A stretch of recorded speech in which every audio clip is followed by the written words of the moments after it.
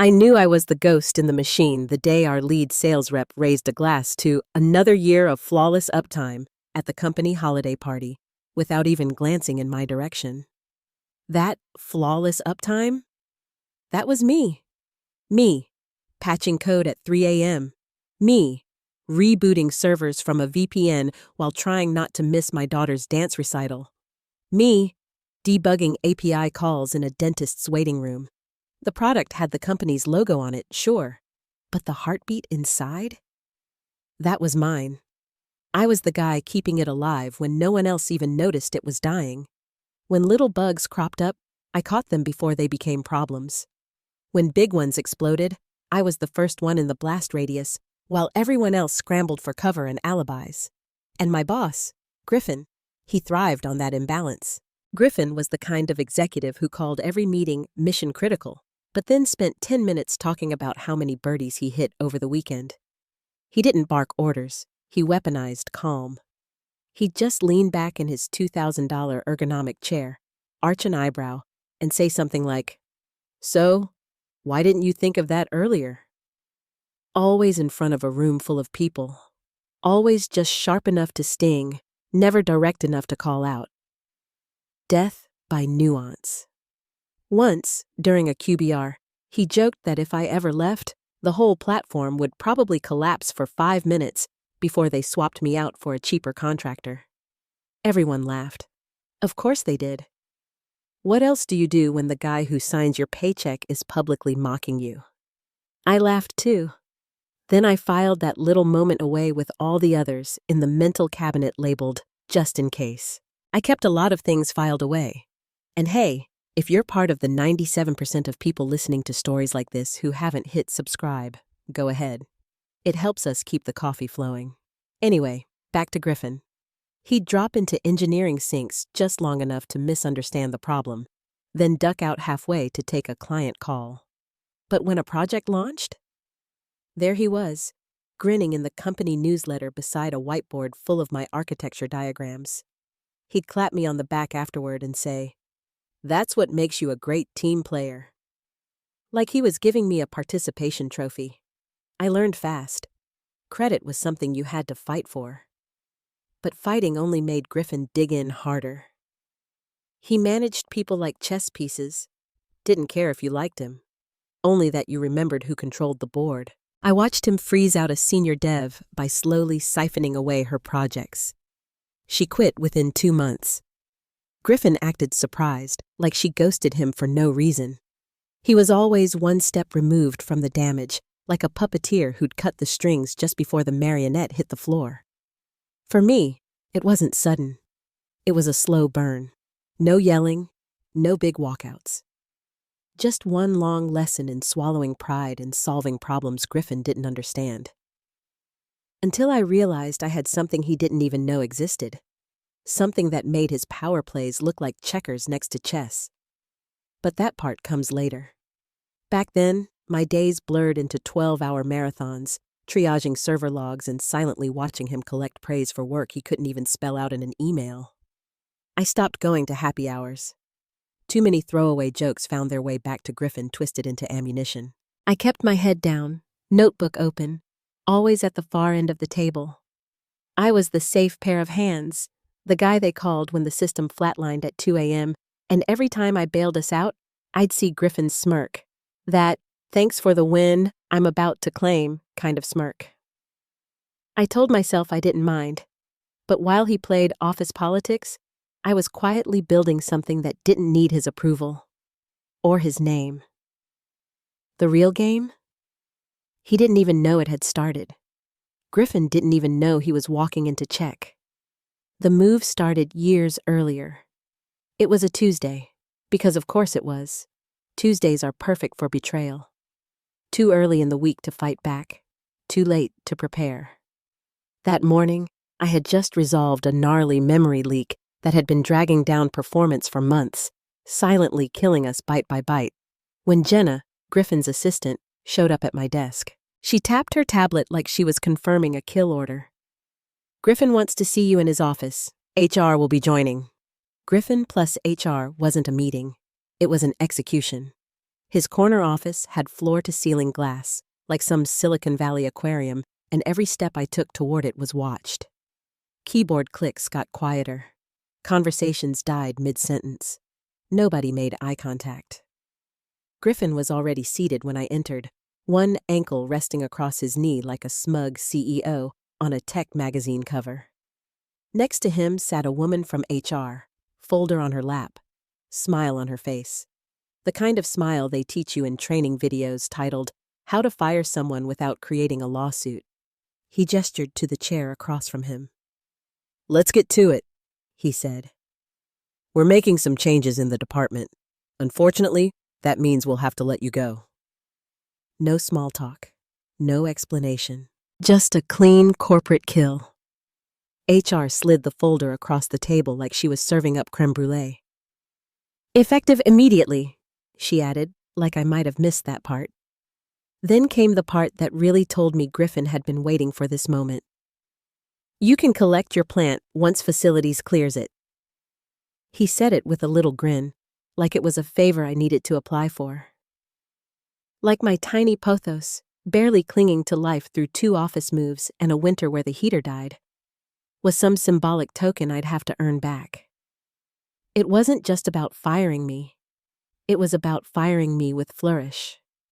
I didn't flinch, didn't argue, didn't ask questions. I nodded, tucked the folder under my arm, and said, "Sure, I'll get out of your way." Walking back through the office was like walking off a stage. Every eye followed. Nobody said a thing. In an environment like ours, even whispering "good luck" to the condemned was enough to get your badge deactivated. I knew that. I didn't take it personally. At my desk, I unplugged my laptop, dropped it in its case, and placed my company badge on top like a signed confession. The zipper on the laptop case sounded like the last nail in a coffin. And inside, I wasn't panicking. I wasn't thinking about job boards or brushing up my resume. I wasn't even mad. I was thinking about the drawer in my home office, the one with the file folder full of signed attorney notes, draft filings, and a provisional patent registered under my name. The one with the one idea this entire company had quietly built its future on. The idea that wasn't theirs. The thing that made Griffin's smirk meaningless.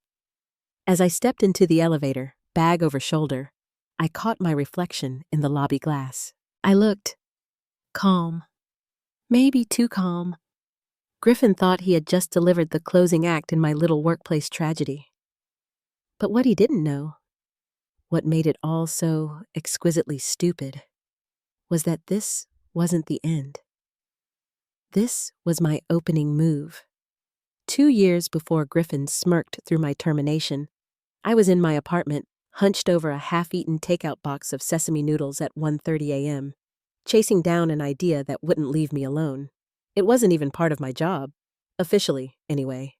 It was one of those relentless thoughts, the kind that grabs you in the shower, yanks you out of sleep, nags you while you're in line at the grocery store. I'd been staring at how our systems handled data for months, quietly noting the redundancies, bloated functions, loops that served no purpose, inefficiencies we all tolerated because, well, it works, right? Except "it works" was costing the company a fortune in storage and compute time.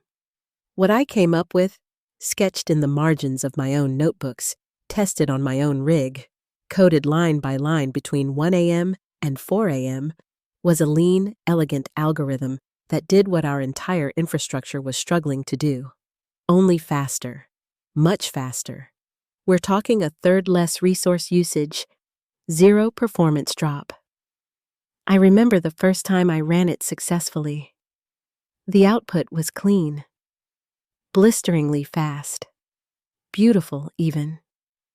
It felt like I'd discovered a secret tunnel in a house I'd lived in for years.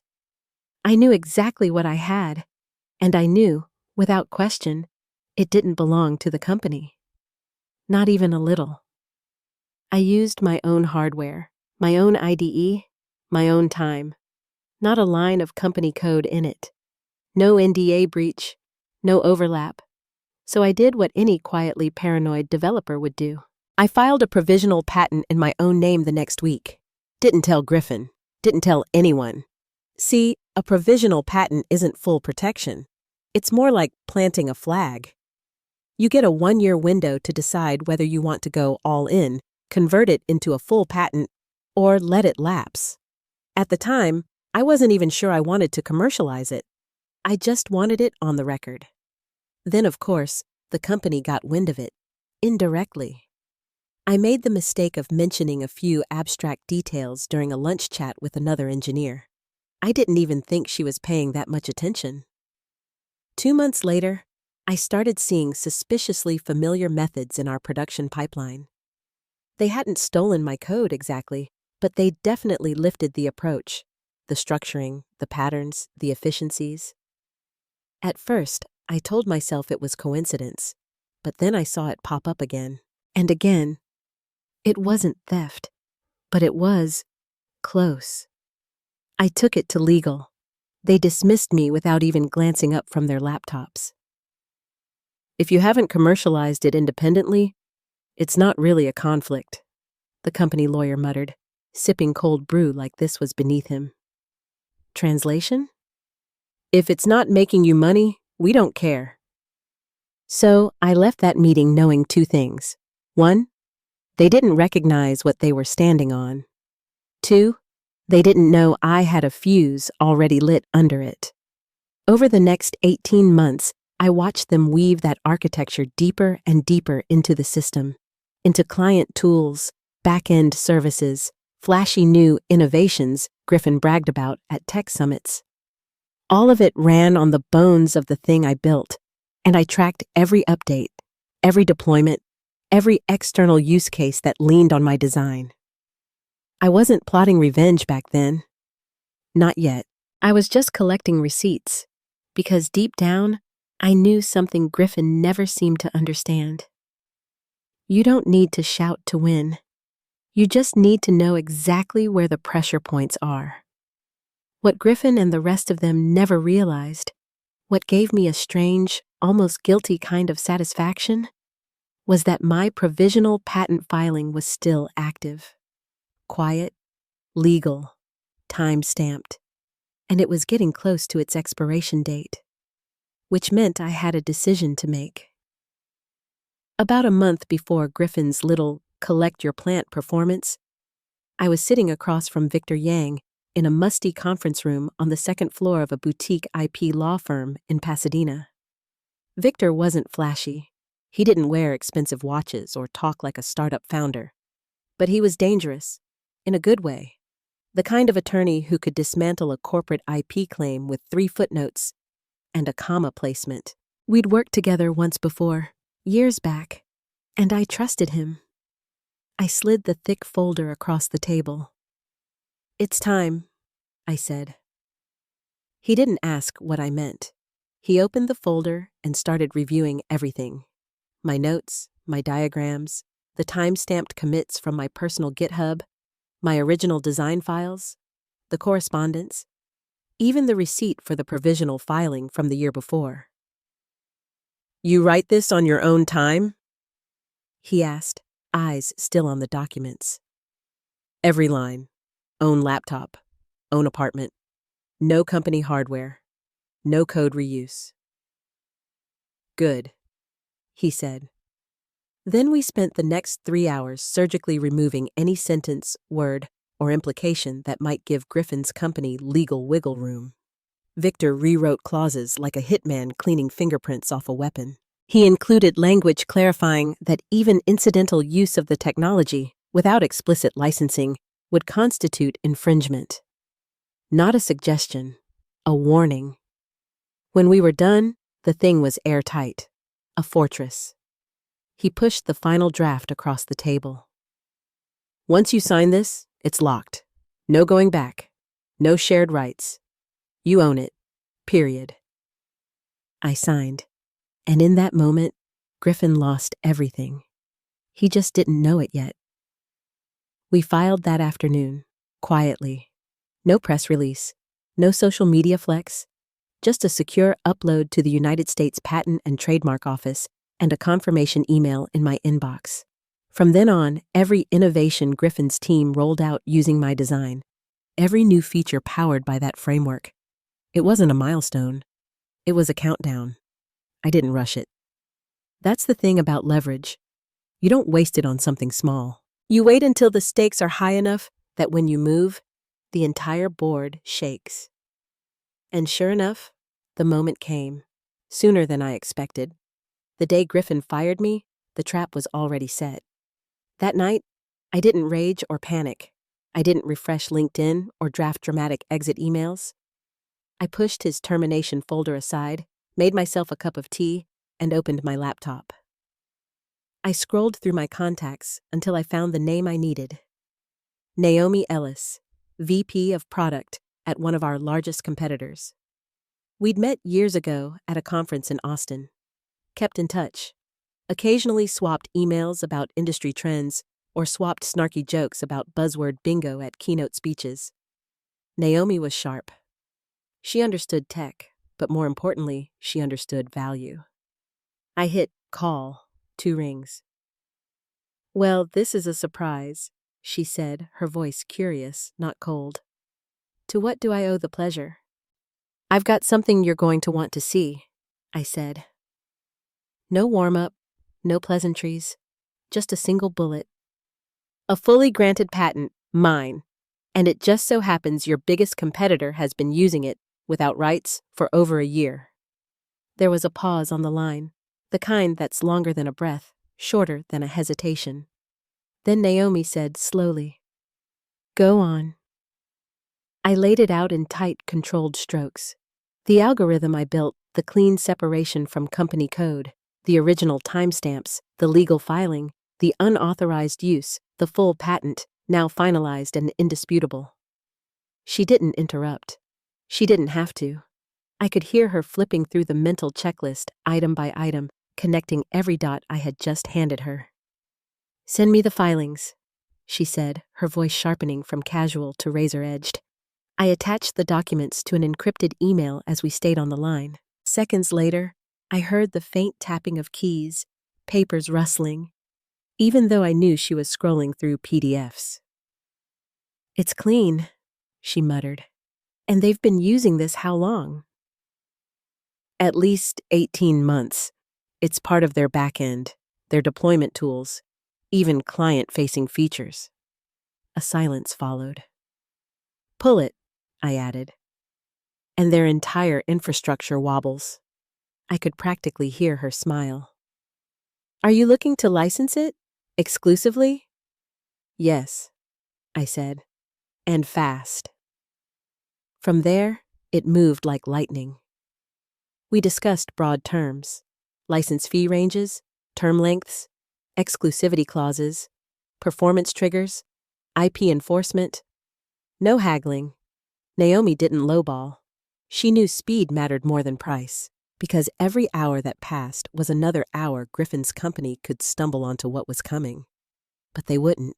They were probably still clinking glasses over my departure. By the time Naomi and I ended the call, it was past midnight. But her legal team was already online. Emails began pouring in, redlined documents, contract templates, time-stamped threads stacking like poker chips. By 2 a.m., I had a draft contract sitting in my inbox that would secure more money than I'd made in a decade, and something far more satisfying. Leverage. I read every word, twice. Then I closed my laptop and sat back in my kitchen chair, staring at the ceiling. I didn't feel giddy. Didn't feel vindicated. I felt precise. Like I had just placed the final tile in a long-planned mosaic. Naomi called again the next morning at 9:03 a.m. "Press release is almost finalized," she said. "We're putting it on the wire this afternoon." I pictured the ripple effect. A junior PR analyst at Griffin's company seeing the headline, forwarding it to a supervisor. Who would forward it to a VP? Who would sprint it to Griffin and the CTO? And by then, the ink would already be dry. Naomi read me the draft headline.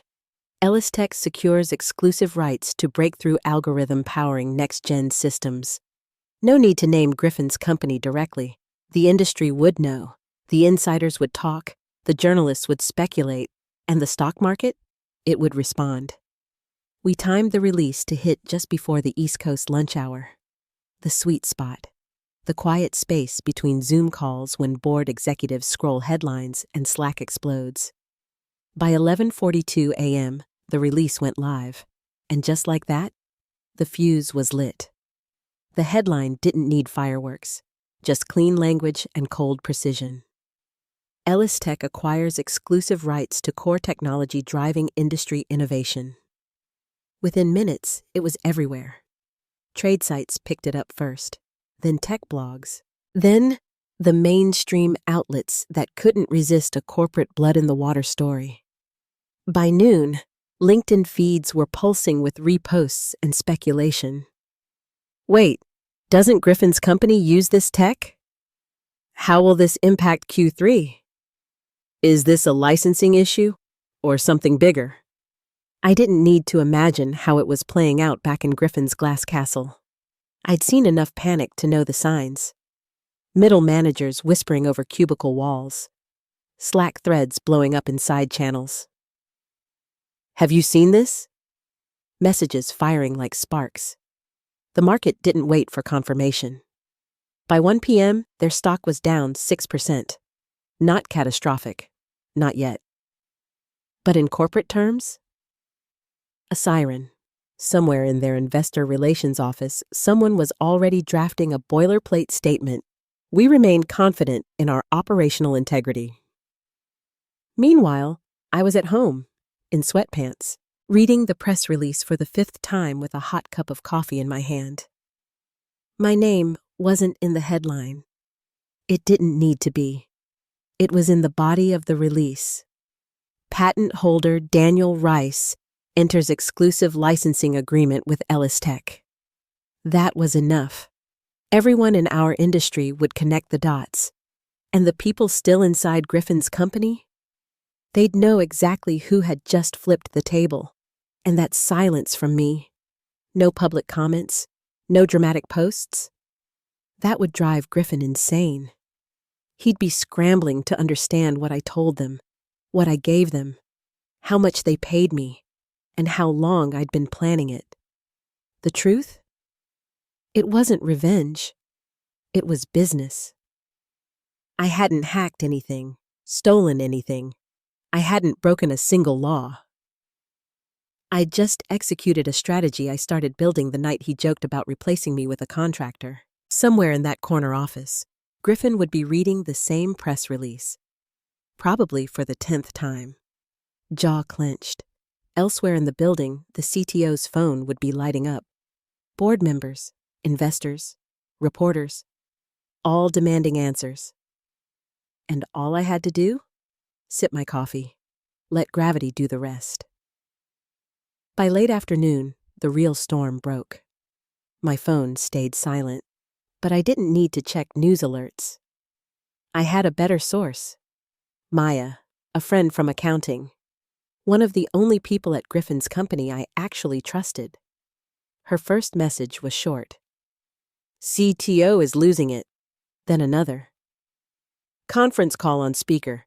Everyone can hear. It's chaos. I could picture it perfectly. That big executive war room with the blinds half drawn. Coffee cups everywhere. The CTO pacing, voice booming through speakerphone. Maya typed out the words, verbatim. What I don't understand, Griffin, what I really don't understand, is why your name is on this patent, and why, as of this morning, it's licensed exclusively to Ellis Tech. Silence. Then the faint rustle of papers. Griffin's reply, stammered and weak. It was part of the internal documentation process. I supervised. The CTO cut him off. You insisted your name be attached. Another pause. And now every investor, every client, every media outlet thinks you handed over our core technology. Personally.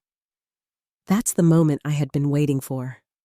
Griffin's ego, the same ego that slapped his name on my work just to feel important, had now made him the face of a PR disaster. In rooms like that, perception is reality. If your name's on the problem, you are the problem. Meanwhile, in my apartment, I stirred some cream into my coffee and watered the pothos plant Griffin once tried to use as an insult. Its leaves were big now, deep green, thriving. So was I. Maya's final message that day? They're demanding answers. He's sweating through his shirt. I didn't smile out of cruelty.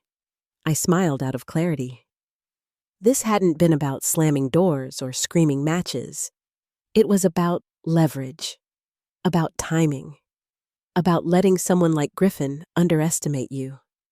Until the moment, it was far too late. The next morning, the mercy of a quiet news cycle never arrived. At 8:07 a.m., Ellis Tech dropped their second press release. Surgical, cold, devastating. It confirmed the exclusivity agreement and included a direct link to the publicly filed patent. Right there under inventors were two names, Daniel Rice, Griffin Mallory. They didn't need to explain the story. The whole industry could read between the lines. Griffin had slapped his name on something he didn't understand, and now that very name made him look like the executive who had handed the kingdom's keys to the enemy. By 9:00 a.m., the board at Griffin's company had called an emergency session.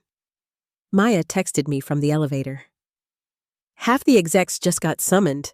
Griffin looks like he aged 10 years overnight. Inside that boardroom, investor calls were stacking up. Clients wanted reassurances. Legal was digging for any reason to sue. But Victor, the IP attorney, had made sure they had nothing. Every commit, every timestamp, every affidavit made it crystal clear. I owned the technology. They had used it without permission. They had no case. And just to twist the knife, Ellis Tech's PR team updated their website that same afternoon with an old photo of Naomi and me at that conference in Austin years ago. Caption: Longtime industry relationship leads to strategic partnership. It was petty. It was perfect. By lunch, word had leaked. Griffin's position was under review. Translation: pack your things. And HR? The same HR that watched me walk out silently was now quietly drafting Griffin's own termination paperwork. I spent the afternoon in my sunlit living room, pruning the same pothos plant Griffin once tried to weaponize. Its vines were lush now, curling over the edge of the pot like they owned the place. And every time I looked at it, I remembered what Griffin never understood. In the right hands, even the smallest thing can grow to take over the whole damn room.